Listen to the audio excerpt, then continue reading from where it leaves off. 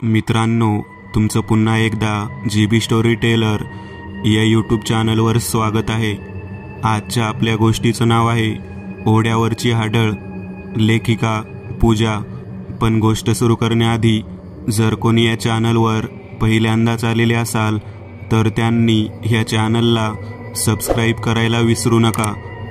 चला तर मग अजिबात वेळ न घालवता गोष्टीला सुरुवात करूया।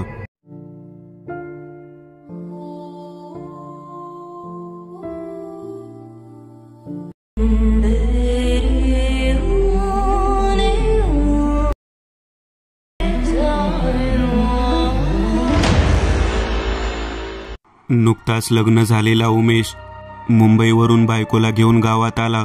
गाव अगदीच खेड्यात नव्हता। मुंबईमध्ये तशी सुट्टी मिळणे अवघड, परंतु उमेशच्या प्रामाणिकपणामुळे त्याला सुट्टी मिळाली होती। घर तसं भलं मोठं, अंगणात 2 विहिरी, पिंपळ, गुळभेंडी, चिंच अशी मोठाली झाडे अंगणात वाढली होती। त्यावेळी गावात लाईटचा संप असायचा, त्यामुळे बरेच लोक जेवण करून अंगणात झोपी जात। उमेश आणि त्यांच्या घरचे देखील जेवण करून अंगणात गप्पा मारत व नंतर झोपी जात। असेच 2 दिवस गेल्यावर एका रात्री अचानक उमेशला जाग आली। जवळ ठेवलेले पाणी संपले होते, म्हणून तो तसाच घरात गेला। पाणी पिऊन तो पुन्हा अंगणात आला तसं त्याला जाणीव झाली की आपल्याला कोणीतरी पाहत आहे। रात्रीचे साधारण 3 वाजले होते। त्याला आधी वाटलं की हा भास असावा, म्हणून त्याने दुर्लक्ष केले आणि तो झोपण्याचा प्रयत्न करू लागला, परंतु त्याला काही झोप येईना। तो उठला आणि त्याने त्याच दिशेला पाहिले असता त्याला आता स्पष्ट दिसत होते की कोणीतरी आपल्यावर लक्ष ठेवून आहे। साधारण त्याच्या अंगणापासून ती व्यक्ती 20 फूट लांब होती। त्याने आईवडिलांच्याकडे एकदा पाहिले व बायकोला सुद्धा पाहिले। ते सर्व गाढ झोपेत होते। तो उठला व हळूहळू चालत पुढे जाऊ लागला। तसतसं त्याला आता स्पष्ट दिसत होते ती एक बाई होती। तिने पांढऱ्या रंगाची साडी नेसली होती, परंतु तिच्या दाट मोकळ्या केसांमुळे त्याला तिचा चेहरा दिसत नव्हता। ते सर्व पाहून तो एक क्षण थांबला, पण मग त्याला वाटले की कोणीतरी रस्ता चुकले असावे। मग तो पुन्हा चालू लागला। तो जसा जसा पुढे जाऊ लागला तसतसा ती बाई रस्त्यावर पुढे जाऊ लागली। उमेशला काही कळेना की असे का होत आहे। त्याला वाटले ती घाबरली असावी। तो तिचा आता पाठलाग करत पुढे जाऊ लागला। साधारणपणे 20 मिनिटे झाली हा पाठलाग चालू होता। त्याने आता आतुरतेने व रागाने जोरात हाक मारली, कोण आहे? कुठे जायचे तुम्हाला? ती बाई तशीच हळूहळू चालत होती। एकदा उमेशच्या मनात आले की पुढे धावत जाऊन तिला अडवावे, पण तिच्या भयानक हालचालीमुळे उमेश आता पुरता घाबरला होता। त्याला आता वातावरणात कमालीचा गारवा जाणवू लागला।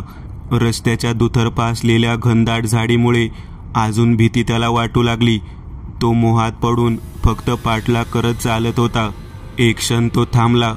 अचानक त्याला कोणीतरी शुद्धीवर आणल्यासारखं वाटलं। हा थांबला तसं ती सुद्धा थांबली होती। त्याने आपण उभे आहोत तो रस्ता पाहिला। त्याला आश्चर्य वाटले की गावची वेस त्याच्यापासून मोजून 4 पावलावर होती आणि ती बाई वेशीच्या बाहेर ओढ्याच्या दिशेला तोंड करून उभी होती। उमेश जोरात ओरडला तशी ती पळत ओढ्याच्या दिशेला जाऊन दिसेनाशी झाली। उमेशला कोणीतरी भानावर आणलं होतं। त्याला कळून चुकले होते की ती बाई नव्हती, ते काहीतरी वेगळंच होतं। त्याने मनोमन देवाला नमस्कार केला। त्याला आता समजले होते की वेळेवर जर तो थांबला नसता तर पुढे काहीतरी वेगळंच होणार होतं। तो घराकडे जाऊ लागला। लहानपणापासून तो मुंबईत त्याच्या काकाजवळ राहिला असल्याने त्याला गाव हे फक्त सुट्टीपुरतेच माहीत होते। उमेश जाऊन झोपला, पण ती भीती झोपली नव्हती। तो सकाळी उठला, पण त्याचे शरीर कमालीचे जड वाटत होते। त्याला फणफणून ताप आला होता। वडिलांच्या विचारण्यावरून त्याने सर्व काही सांगून टाकले। त्यावर वडील सुद्धा सुन्न झाले। त्यांनी त्याला भीती वाटेल म्हणून विषय टाळला। उमेश आता मुंबईला जायला निघाला। त्याने वडिलांना नमस्कार करून मिठी मारली व कानात हळूच कुजबुजला, कोण होती ती? त्यावर वडील उत्तरले, ओढ्यावरची हाडळ। नुकताच गावी जाऊन आलेला उमेश नेहमीप्रमाणे कामावर रुजू झाला, पण त्याच्या डोक्यातून ते विचार मात्र जात नव्हते. 20 दिवसातच त्याला गावावरून आलेलं पत्र भेटलं. त्यात लिहिले होते, प्रिय दादा, पत्र लिहिण्यास कारण की बाबांनी एक मुलगा पाहिला. मला तो पसंत असल्याकारणाने मी ह्या लग्नास तयार आहे. तू लवकर यावे. तुझी लाडकी उर्वी. उमेशला पत्र वाचून आनंद झाला. तो पुन्हा सुट्टी मिळवण्यासाठी केबिनमध्ये गेला, पण यावेळी त्याने हुशारी दाखवत पत्र समोर केले. त्यावर त्याला 10 दिवस सुट्टी मिळाली. तो एकदम खुश झाला. आवराआवर करून तो घराकडे जाऊ लागला. लागेल ते सर्व सामान त्याने सोबत घेतले. तो आणि त्याची बायको प्रवासाला निघाले. 7-8 तासाच्या प्रवासानंतर ते घरी पोहोचले. घरी आल्यावर त्याने सर्वात आधी बहिणीची भेट घेतली. मग तो आईला आणि वडिलांना भेटला. मुलाबद्दल माहिती काढून झाल्यावर त्याला काळजी कमी झाल्यासारखी वाटली. खूप कमी दिवस राहिले आहेत असे म्हणून त्याने सर्वांना बजावले आणि ते सर्व जेवून पुन्हा अंगणात आले. उर्वी ही सुद्धा सुट्टीपुरतीच गावी येत, पण आता ती शिक्षण पूर्ण करून आली होती. सर्व अंगणात येऊन पहुडले. लग्नाच्या गोष्टी होत होत्या. साधारण 12 वाजले होते. आता गप्पाटप्पाची जागा घोरण्याने घेतली. सर्व झोपी गेले. खूप दिवसांनी गावात आल्यामुळे उर्वीला काही झोप येईना. ती उठली आणि पाणी पीत पीत आजूबाजूला पाहू लागली. आता रात्रीचे 1:30 झाले असावेत असे स्वतःशीच ती पुटपुटली. कारण अंगणात घड्याळ नव्हते. ती जरा बसली, कारण तिला खूप वेगात एक हालचाल जाणवली आणि तिला घाम फुटला. सर्व शांत झोपले होते म्हणून तिने आवाज केला नाही. तिने पुन्हा त्याच दिशेला पाहिले तर तिला समोर एक सुंदर मुलगी दिसली. ती उठली व हळूहळू चालत जाऊ लागली. त्याच दिशेला उर्वी जात होती जिथे आधी उमेश गेला होता. उर्वी चालत होती, परंतु तिच्या नशिबात पुढे काय लिहून ठेवले होते हे कोणालाच माहिती नव्हते. रस्त्याच्या दुतर्फा मोठाली झाडे वाढली होती. रातकिड्यांची किर अजून भयानक वाटत होती. हवेत गारवा जाणवू लागला होता, पण उर्वी चालत होती. आता फक्त तिला घुंगरांचा आवाज येत होता. उमेशच्या श्रद्धेने त्याला साथ दिली होती, पण उर्वी वेस ओलांडून पुढे आली होती. आता उर्वीला ती मुलगी जवळ, आणखी जवळ दिसत होती. अचानक चालत असताना उर्वीला ठेच लागली आणि ती पडली. 10-15 पावलावर असलेली ती थांबली. उर्वी जरा भानावर आली. उठण्याचा प्रयत्न करत असताना तिची नजर तिच्या पायांवर गेली. उर्वी जरी अभ्यासात हुशार असली, चालाक असली, तरी हा खेळ तिच्यासाठी नवीन होता. उर्वीला कळून चुकलं होतं आपण कुठे आहोत, पण आता नाईलाज होता. ती ओढ्याच्या अगदी समोर येऊन उभी होती. भीतीने कापत होती, पण उर्वीने मित्रमैत्रिणींमध्ये भूताच्या गोष्टी करताना अंग उडवायचं नाही हे ऐकलं होतं. तिच्या अंगावर शहारे येत जात होते. क्षणात समोर असलेली ती गायब झाली. उर्वीला वाटलं सुटका झाली. ती वळणार इतक्यात हसण्याचा विचित्र आवाज आला. तो आवाज इतका भयानक बेसूर होता की उर्वीला मागं वळून बघण्याची हिंमत होत नव्हती. उर्वी तशीच थांबली. मनात ती सर्व देवांना विनवणी करत होती. तसा तो आवाज जरा कमी झाला आणि पाण्यात पाय सोडून कोणीतरी बसला आहे असं उर्वीला जाणवलं. पैंजण वाजत होते. थंडगार वारा जोरात सुरू होता. जणू काही तोही आज उर्वीला मारू पाहत होता. का आलीस इथं? 3चा प्रहर संपत आला होता. ती वेळ झाली आणि सर्व काही क्षणात बदलून गेलं. उर्वीनं पाहिलं, पण तिला भोवळ आली आणि उर्वी ओढ्याच्या 2 पावलांवर पडली. ओढ्याच्या समोर गावचा पूल होता. घरी मात्र 4:30-4:45च्या दरम्यान उर्वीच्या आईला जाग आली. तिने आधी अंगणात सर्व ठिकाणी नजर टाकली. नंतर ती घरात गेली. उर्वी कुठे नव्हती. आता मात्र आईने आरडाओरडा सुरू केला. सर्व धावत आजूबाजूला शोधत होते, पण उमेश मात्र वेगळ्याच विचारात होता. त्यांच्या मनात शंकेची पाल चुकचुकली होती. तो धावत ओढ्याच्या दिशेने गेला. तिथे गेल्यावर त्याला 2 माणसं आणि आपली बहीण पडलेली दिसली. ते वाटसरू म्हणाले, आम्ही पुलावरून जातानाही दिसली. त्याने तिला पाणी मारून हाक मारत शुद्धीवर आणले आणि घरी नेले. तापाने ती चांगलीच फणफणत होती. दवाखान्यात जाऊन समजले ती घाबरली होती. घरी आल्यावर आईने तिला विचारले, तू तिकडे कशी पोहोचली? आई, मला खरंच आता काही आठवत नाही. यावर उमेश म्हणाला, आता तिला आराम करू द्या. पण उमेश स्वतः विचारात अडकला होता. एकीकडे लग्नाची तयारी आणि आता हे नवीन काय समोर यायला नको. उर्वी थोड्या वेळाने जागी झाली. तिने ठरवले कोणालाच काही सांगायचं नाही.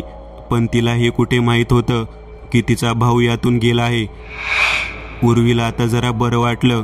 ती उठली आणि पाणी पिऊन घरात कोण काय करतंय याचा अंदाज घेऊ लागली. प्रत्येक गावात एक अशी जागा असते जिथे काही ज्येष्ठ नागरिक बसलेले असतात, सावडी किंवा पार. तिने सरळ जाऊन धाडसाने त्यांना सर्व समजावून सांगितले. 4 आजोबांनी सांगितलेली गोष्ट ऐकून उत्तर दिले, तू वाचलीस, आता ह्यात पडू नकोस. पण उर्वी काही ऐकायला तयार नव्हती. तिने खूप विनवणी केली.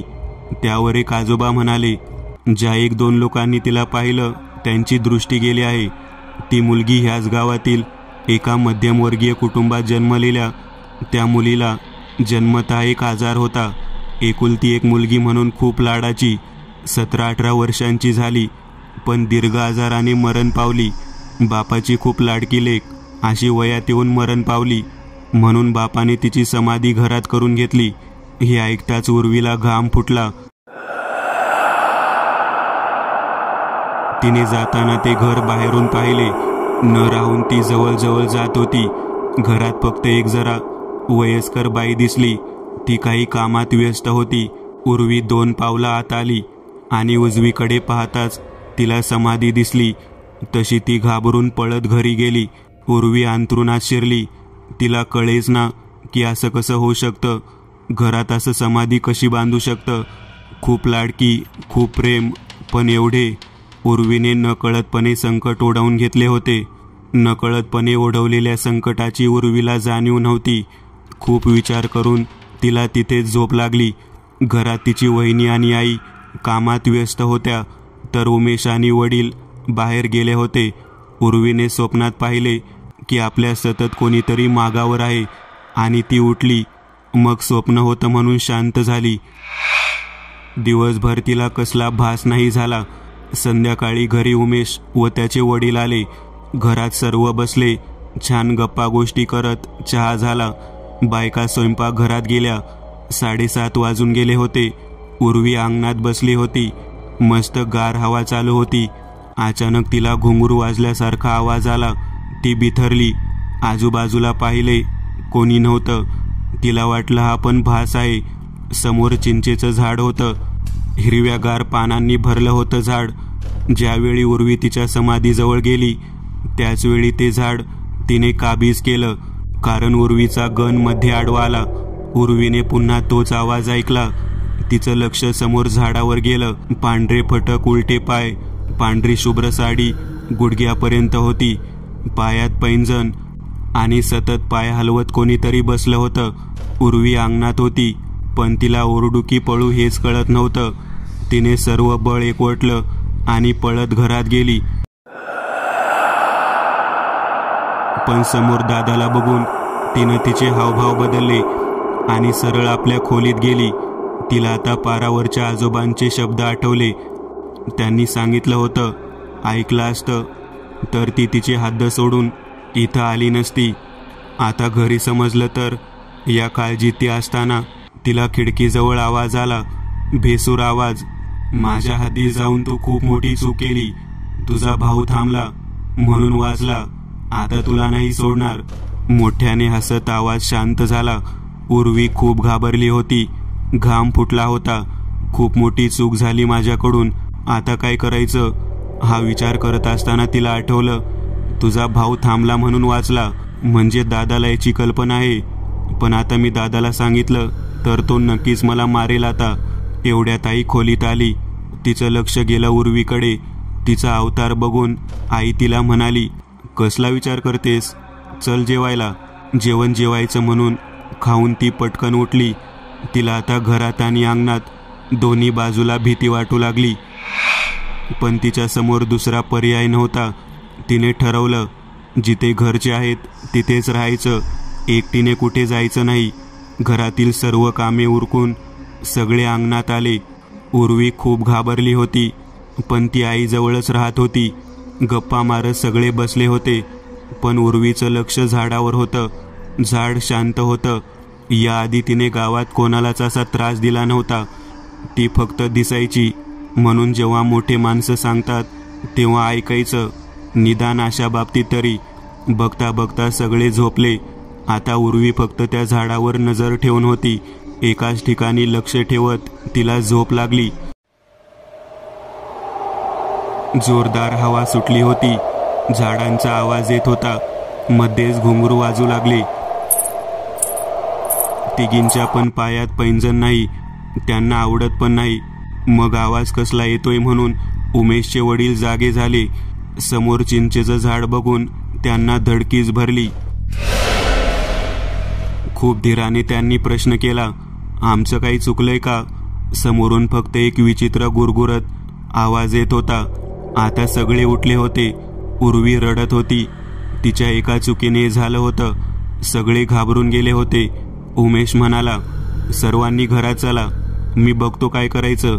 घरात येऊन आईने दार लावून घेतलं आणि म्हणाली, आता 1 वाजलेत, बाहेर नको जाऊस. त्यावर उर्वी जोरात रडू ओरडू लागली. तिने झाला प्रकार सगळा नीट सांगितला. यावर आईने हात उगारला, पण उमेश मध्ये आडवा आला. त्याने सर्वांना शांत केले. एका हातात कुऱ्हाड घेतली, उर्वीचा हात पकडला आणि घराच्या बाहेर आला. उर्वी देवाचं नामस्मरण मोठ्याने करत होती. एक एक पाऊल पुढे टाकत ते झाडाजवळ आले. उमेश म्हणाला, काही पण झालं तरी नाव घेत राहा. त्याने झाड तोडायला सुरुवात केली. मोठ्याने हसत हसत खिदळत होती ती. झाडाला एक मोठा घाव बसला.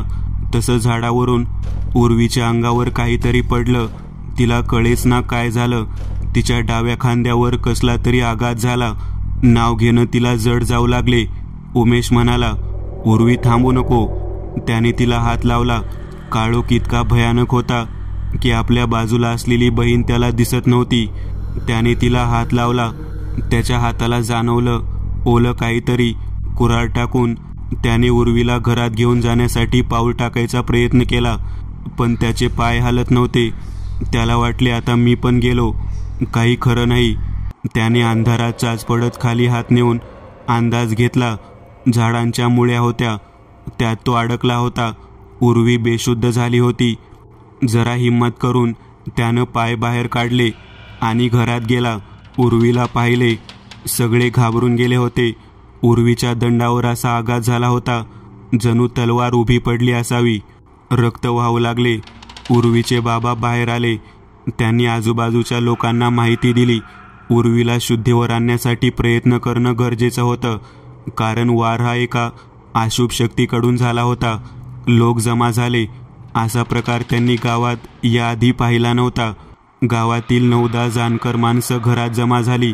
एवढ्या रात्री गावाबाहेर दवाखान्यात जाणं शक्य नव्हते, कारण एवढ्या रात्री कोणता डॉक्टर मिळणं जवळजवळ अशक्य होते. घरातच काहीतरी बांधून रक्त येणं थांबवलं होतं. एका माणसाने सुचवलं, त्याला ह्या प्रकारच्या गोष्टी माहिती असणारा एक असा माणूस माहीत होता जो तो विद्या जाणतो, पण खूप गरज असेल तरच. पण त्याला घेऊन येणं हाच एक मोठा प्रश्न होता. रात्रीचे 2:15 झाले होते. उमेशला घरी थांबणं गरजेचं होतं. जमलेल्यापैकी 4 जणांनी पुढाकार घेतला आणि वेळ न घालवता ते तडक शेजारच्या गावात निघाले. थोडा वेळ सर्व शांत होतं. 3 वाजले होते. तो जाणकर व्यक्ती आला होता. अगदी सडपातळ, जेमतेम उंची आणि चेहरा तजेलदार होता. त्यांच्या नजरेत एक वेगळी चमक होती. त्याने उर्वीला पाहिले आणि मग तो झाडाजवळ गेला. उमेश, गावकरी आणि उमेशचे वडील अंगणात आले. तो माणूस काहीतरी संवाद साधण्यासाठी प्रयत्न करत होता. त्यावर त्याला हे समजले की घरात समाधी असल्याने तिचा आत्मा तिथेच अडकला होता. तिला कोणालाच त्रास द्यायचा नव्हता, पण उर्वीने नकळतपणे रहस्य उलगडण्याचा प्रयत्न केला होता, म्हणून ती उर्वीला जाणीव करून देत होती. आता फक्त प्रश्न हा होता की समाधी घरातून बाहेर माळरानावर कशी बनवावी. ब्रह्मकाळ चालू झाला आणि ती गायब झाली. गावकरी मात्र चर्चा करत होते. थोड्याच वेळात ते सर्व घरी गेले. उमेश पण घरी आला. उर्वी मध्ये मध्ये शुद्धीवर येत होती. सकाळी लवकर उठून उर्वीला दवाखान्यात घेऊन गेले. ती बरी होती, पण जखम मोठी होती. रक्त जाऊन उर्वी अशक्त झाली होती. घरी आल्यावर फक्त उमेश, त्याचे वडील आणि रात्री जमलेले गावकरी सर्व मिळून तिच्या घरी गेले. कसं बोलायचं, सुरुवात कशी करावी हे कोणालाच कळत नव्हतं. मग उमेशनेच पुढाकार घेऊन त्याच्यापासून सुरू झालेला आणि उर्वीपर्यंत आलेला सर्व प्रकार तिच्या आईवडिलांच्या कानावर घातला. ते पण आश्चर्यचकित झाले. आमची मुलगी असं करू शकते, ते पण जिवंत नसताना. यावर त्यांचा विश्वास बसत नव्हता. जाणकार व्यक्तीने पुन्हा पुढाकार घेऊन आपण तिच्याशी बोललो असल्याचे सांगितले. तुमचं अतिप्रेम आणि तिच्या विरहात बांधलेल्या समाधीमुळे ती अजूनसुद्धा भटकत आहे. तिला तुम्हीच मुक्त करा असे सांगितले. ते खूप वेळाने तयार झाले. तिची समाधी पाडली व त्यांच्या माळरानावर बांधली. ती मुक्त झाली. उर्वीची जखम हळूहळू भरली, पण निशाणी मात्र अजूनही आहे. यानंतर गावात कधी असं काही झालं नाही. मित्रांनो, काही गोष्टी या चांगल्यासाठी घडतात. याचा अर्थ असा नाही की सर्वांनी भूतांना मदत करावी. उर्वीला अद्दल घडली, पण त्यातून तिने कोणाला तरी मुक्ती मिळवून दिली होती. आणि एक रहस्य म्हणजे ती बऱ्याच लोकांना दिसून देखील उर्वीलाच का निवडलं होतं हे कोणालाच माहिती नाही. मुलीवरती अतिप्रेम करणं वाईट नव्हतं, पण काही गोष्टींची जागा ही घरात नसते. म्हणजेच समाधी. ती जिवंत असताना तिला त्या ओढ्याजवळ बसायला आवडायचं. म्हणून कथेचं टायटल ओढ्यावरची हाडळ असं आहे. चिंचेच्या झाडाच्या मुळ्या अजून सुद्धा आहेत. म्हणून मी गावात जाणं शक्यतो टाळतेच, पण गेलेच तर 2 दिवस, ते पण संध्याकाळी 7 नंतर बाहेर येत नाही. दिस इज कॉल्ड डरपोक. पण आता तसं काही नाही. काही लोकांना प्रश्न पडला आहे, ही कथा खरी आहे का? तर मित्रांनो, तुमचं उत्तर नीट ऐका. माझं नाव पूजा उमेश शिंदे. या कथेतील उमेश हे माझे पप्पा आहेत, तर उर्वी ही माझी आत्या. दुसरी कथा. हॉटेल एक गुपित. निशा तशी हुशार सुंदर मुलगी. कॉलेजमधून तिने यंदाच पदवी प्राप्त केली. मस्त लहान कुटुंबात वाढलेली. घरचे पण सर्व चांगले. आता फक्त एकच ध्येय होतं तिचं, छान अशी नोकरी करायची. वय तसं 21, म्हणून लग्नासाठी खूप वेळ होता. पुण्यात काही नोकरीची कमी नव्हती. निशाने 4-5 ठिकाणी मुलाखती दिल्या. त्यापैकी एका ठिकाणी तिची निवड झाली, पण ती कंपनी शहरापासून लांब होती आणि तिचा पहिलाच प्रयत्न होता. म्हणून सर्वांनी होकार दिला.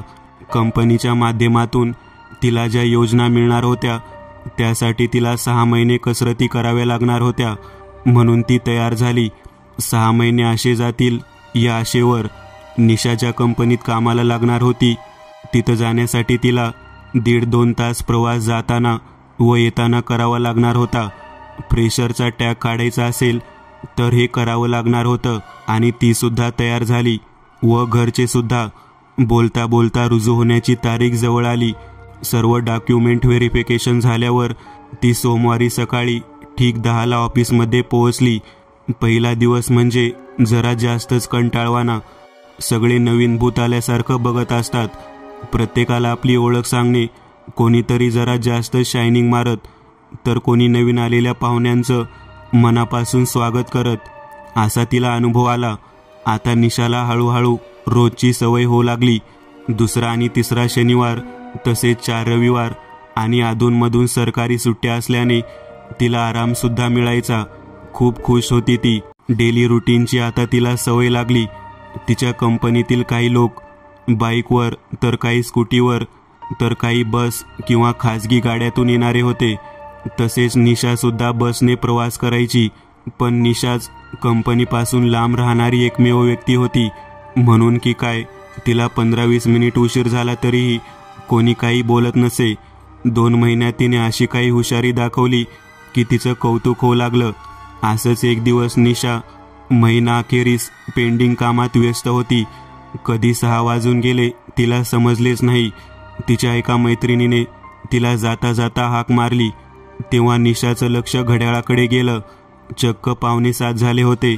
एव्हाना तिच्या सोबतीला कोणीच नव्हते आणि त्यात तिची बस निघून गेली होती. आता मात्र तिला खूप टेन्शन आलं होतं, पण आपल्या मनावर संयम ठेवत ती निघाली. आज तिला लॉंग रूटची गाडी मिळाली. गाडीत जास्त प्रमाणात पुरुषच होते. चेहरे बघण्यासारखे होते. निशा आतून खूप घाबरली होती, पण लवकरात लवकर तिला घरी जायचे होते म्हणून ती मुग गिळून गप्प बसून राहिली. रोज घरी जाताना जो आनंद असायचा, आज ती जागा भीतीने घेतली. तोच रस्ता आज अनोळखी वाटत होता. मध्ये एक 10-20 मिनिटे असा रस्ता लागायचा जिथे आजूबाजूला काहीच दिसत नव्हतं. तिथे निशा रोज जाताना गंभीर चेहरा करायची. आज त्याच रस्त्यावर गाडी आली आणि निशा आतून खूप घाबरली. तिला घाम फुटला होता आणि तेवढ्यात गाडीचे लाईट बंद झाले. हळूहळू गाडी थांबली. पूर्णपणे शांतता पसरली. हृदयाचे ठोके जलद गतीने सुरू होते. त्याचा आवाज आता तिला ऐकू येत होता. अचानक कोणीतरी निशाची बॅग खेचली. निशाला हे खूप भयानक वाटत होतं. तिला ओरडू की पळू असं झालं. झटापटी तिने शेवटी बॅग सोडून दिली आणि ती पळतच खाली उतरली. 1 मिनिटात गाडी जागेवरून दिसेनाशी झाली. नॅशनल हायवेवरती एकटीच. डोळ्यात पाणी कधी आलं तिला कळलंच नाही. सर्व गाड्या सुसाट वेगाने पळत होत्या. निशाने जीन्सच्या खिशात हात घातला, पण मोबाईल कुठे? सर्व चेक करून झाले. मग लक्षात आलं, मोबाईल बॅगमध्ये गेला. सर्वत्र अंधार पडला होता. निशाला आपण संकटातून सुटलो की अडकलोय हेच कळत नव्हते. 5 मिनिटे ती घरच्यांना आठवून खूप रडली आणि घरी देखील ते चित्र होतं. रोज वेळेवर येणारी कन्या अजून आली नाही. 8:30 वाजून गेले. फोनवर फोन करत होते, पण मोबाईल बंद. घरचे आता टेन्शनमध्ये. काय करावे कळेना. तेवढ्यात आईला तिची जुनी गोष्ट म्हणजे सवय आठवली. निशाला महत्त्वाच्या व्यक्तीचे नंबर, पत्ता लिहून ठेवायची सवय होती. टेक्नॉलॉजी कितीही पुढे गेली तरी वेळेप्रसंगी अशा गोष्टीच उपयोगी येतात हे तिला माहीत होतं. आईने पटकन तिच्या रूममध्ये जाऊन डायरी चेक केली. त्यात तिची मैत्रीण रेणुकाचा नंबर भेटला. रेणूबद्दल घरच्यांना काही गोष्टी निशाच्या बोलण्यातून माहिती होत्या. आईने पटकन फोन केला. तेव्हा समजलं की आज जास्तीच्या कामामुळे तिला उशीर झाला होता. थोडी भीती कमी झाली. पण मग मोबाईल, त्यावर निशाचे बाबा म्हणाले, अगं बॅटरी लो झाली असेल, आपण अजून थोडा वेळ वाट बघू. इकडे निशा आता खूप घाबरली होती. कुठे जायचे तिला काहीच ठाऊक नव्हते. बघेल तिथे अंधार. गाडी आली की काय तो प्रकाश दिसायचा, पण एकही गाडी थांबली नाही की तिनं भीतीने प्रयत्न केलाच नाही. निशा चालू लागली. आजूबाजूला दाट झाडी, किड्यांचा आवाज. ना तिच्याकडे फोन होता की 1 रुपया. जे होते ते बॅगमध्ये.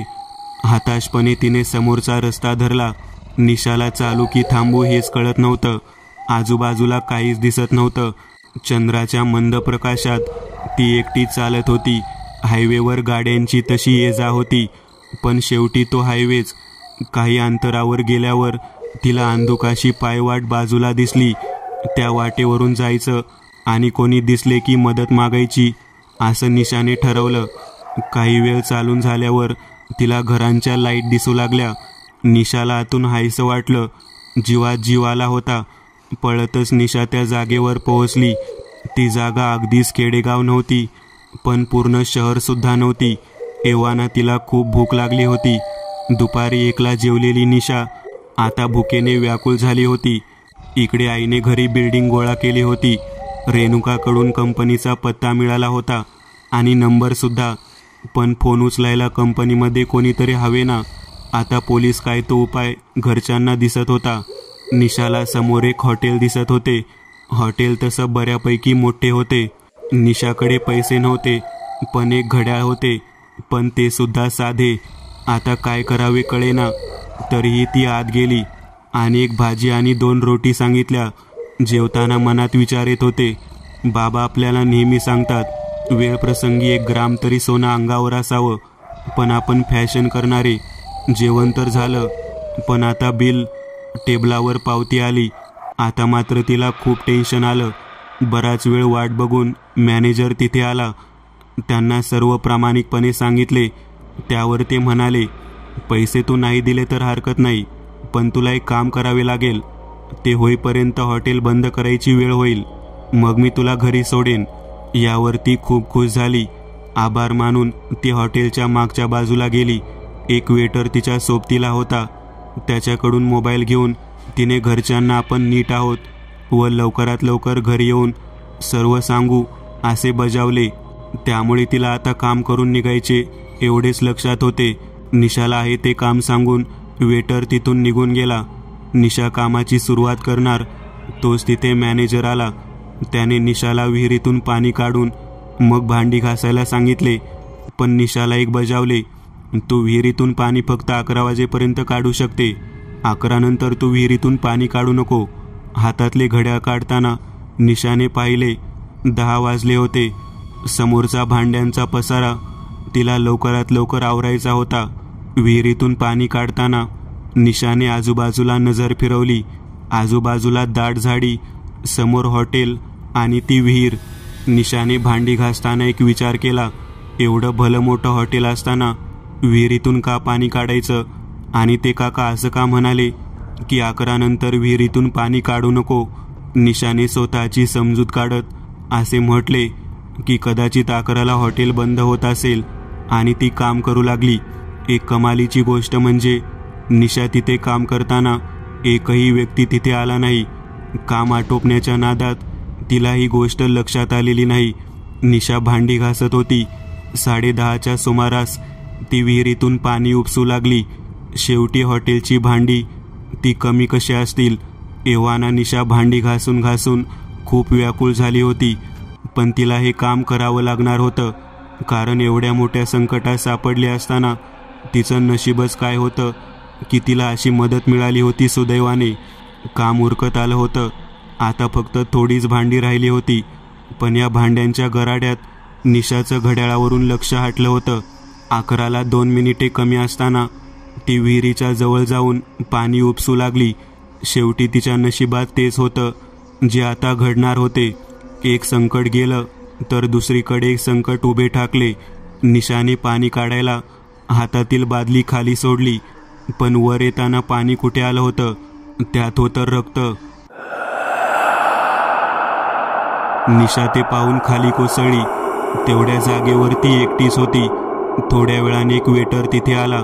त्याने आरडाओरडा करत सर्वांना जमा केलं. एवढ्या वेळात तिथे कोणीच नव्हते. अचानक 10-12 डोकी धावत आली. मॅनेजरच्या इवाना सर्व प्रकार लक्षात आला होता. आता त्याने आपल्या सहकाऱ्यांना निशाला तिथून उचलून आतमध्ये घेऊन जाण्यासाठी सांगितले. आता निशा शुद्धीवर आली होती. निशा सर्वांना मागे सारत या विहिरीकडे पुन्हा निघाली. तिने पुन्हा विहिरीमध्ये बादली टाकली, पण पाणी नव्हतं. त्यात ती रिकामी आली, पण पाणी नव्हतं त्यात. ती रिकामी आली. लांबून मॅनेजर आणि बाकीचे लोक हा सर्व प्रकार बघत होते. मॅनेजर मनात पुटपुटला की हिने 11ची वेळ पाळली असती तर ही गोष्ट सर्वांसमोर आली नसती. पण असं काय होतं त्या विहिरीमध्ये आता हे जाणून घेण्याची सर्वांना उत्सुकता लागली होती. निशावर जादू केल्यासारखं ती विहिरीत बादली टाकायची, रिकामी बाहेर यायची, बादली टाकायची, रिकामी बाहेर यायची. असंच खूप वेळ चालू होतं. शेवटी कंटाळून मॅनेजरने सर्वांचं तोंड बंद करण्यासाठी काय प्रकार आहे ते सांगायला सुरुवात केली. 4 वर्षापूर्वीची गोष्ट होती. हॉटेलचे मालक आणि त्यांचा मुलगा यांच्या दोघात प्रॉपर्टीवरून वाद व्हायचे. एक दिवस कंटाळून मालकांनी या विहिरीत जीव दिला होता, पण आत्म्याला मुक्ती मिळाली नव्हती. त्यांनी ज्यावेळेस विहिरीत उडी मारली ती वेळ रात्री 11ची होती. म्हणून रोज रात्री 11ला त्या विहिरीतून पाणी गायब व्हायचं आणि त्याचं रक्त असायचं. एवढ्या वर्षात मॅनेजरने 11च्या आधी सर्व आटोपून हॉटेल बंद केले होते. पण आज निशामुळे पहिल्यांदाच हा सर्व प्रकार सर्वांसमोर आला होता. आता महत्त्वाचं होतं की मालकांच्या आत्म्याला शांती मिळवून देणं. मालकांच्या निधनानंतर 1 वर्षात त्यांचा मुलगाही गेला होता. त्यांचं स्वतःचं असं कोणीही नव्हतं. फक्त विश्वासावर मॅनेजर हे हॉटेल चालवत होते. मॅनेजरने ठरवलं की निशाने त्या गोष्टीला हात घातला आहे तर आता ती गोष्ट निशात संपवेल. मॅनेजर पुढे गेले आणि त्यांनी निशाला मागे घेतलं आधी तिला शुद्धीवर आणणं खूप महत्त्वाचं होतं. 5 मिनिटांनी निशा शुद्धीवर आली. मॅनेजरने तिला सर्व प्रकार सांगितला. निशाला हे सर्व ऐकून काय करू आणि काय नको हेच सुचत नव्हतं. पण करायचं नक्की काय हेच कोणाला समजत नव्हते. शेवटी निशा विहिरीजवळ गेली. तिने दोन्ही हात जोडले आणि झालेली चूक सांगायला सुरुवात केली. काही सेकंदातच समोर अंधुकशी सावली दिसू लागली. सर्व हा प्रकार आश्चर्यचकित होऊन बघत होते. निशा बोलत जरी असली तरी मनातून ती पूर्ण घाबरली होती, कारण ही गोष्ट तिच्यासाठी नवीन होती आणि समोर आता कोणता माणूस नाही तर एक मूर्तात्मा होती. तसंच मालकांनी इतक्या वर्षात कोणाला त्रास दिला नव्हता आणि आताही त्यांना कोणाला त्रास द्यायचा नव्हता. पण निशामुळे ही गोष्ट सर्वांसमोर आली होती. निशा माफी मागत असताना समोरची आकृती अचानक हालू लागली. जोराचा वारा सुटला. बाकीचे लोक सैरावैरा पळू लागले. आता त्या ठिकाणी फक्त निशा, हॉटेलचे मॅनेजर आणि हॉटेलच्या मालकांचा मृतात्मा एवढेच तिथे उपस्थित होते. आकृती बोलू लागली, इतकी वर्ष मला कोणीही त्रास दिला नाही. माझी सुटका तेव्हाच होणार होती जेव्हा कोणीतरी 11 नंतर इथे येणार होतं. आणि निशा, तू आलीस. तू तुझी चूक मान्य केली. माझा कोणावरही राग नाही आणि मी आता मुक्त होत आहे. मॅनेजर, हे हॉटेल माझी इच्छा म्हणून नीट सांभाळा. आणि आकृती दिसेनाशी झाली. काही क्षणातच सगळं वातावरण बदललं. जसं आधी होतं तसंच. सगळे विहिरीजवळ धावत आले. विहीर पाण्याने ओसंडून वाहत होती. झाला प्रकार विसरायचा असं सर्वांनी ठरवलं आणि मॅनेजर निशाला घेऊन तिच्या घरी निघाले. निशाच्या घरचेही आता टेन्शन फ्री झाले. पण नक्की काय प्रकार झाला होता हे निशाने कोणालाच नाही सांगायचं ठरवलं. आणि तिने घरच्यांना थाप मारली की रस्त्यात अचानक गाडी बंद पडल्यामुळे तिला घरी यायला उशीर झाला होता. निशाने मॅनेजरचे आभार मानले आणि मॅनेजर यांनीही निशाचे आभार मानले आणि दोघेही एकमेकांच्या वाटेला लागले. मित्रांनो, आपणही अशा काही ठिकाणी जातो, त्यावेळी तिथले लोक आपल्याला काही गोष्टी सांगतात की हे करू नका, तिकडे जाऊ नका. त्यावेळी त्यांचं ऐकावं, नाहीतर असं संकट ओढवतं. कारण विज्ञान जरी मान्य करत नसलं तरी जगात अशा खूप गोष्टी आहेत जिथे अजून विज्ञान पोहोचलंच नाही. समजतंय ना मला नक्की काय म्हणायचंय? मित्रांनो, आज पुरतं एवढंच. तुम्हाला जर काही गोष्ट आवडली असेल तर नक्की लाईक करा. तुमच्यापैकी बरेचसे जण व्हिडिओ लाईक न करताच पळून जातात. पण हा जर व्हिडिओ तुम्ही लाईक केला तर मला जरा बरं वाटेल आणि असेच भारी भारी व्हिडिओ बनवायची माझ्यात एनर्जी येईल. त्यामुळे नक्की लाईक करा. आणि अजूनही कोणी या चॅनलला सबस्क्राईब केलेलं नसाल तर लगेच सबस्क्राईब करून टाका. आणि बाजूची घंटी ती मात्र दाबायला विसरू नका. देवाची घंटी आहे ती. चला तर मग पुन्हा भेटूया अशीच एक आगळी वेगळी गोष्ट घेऊन पुढच्या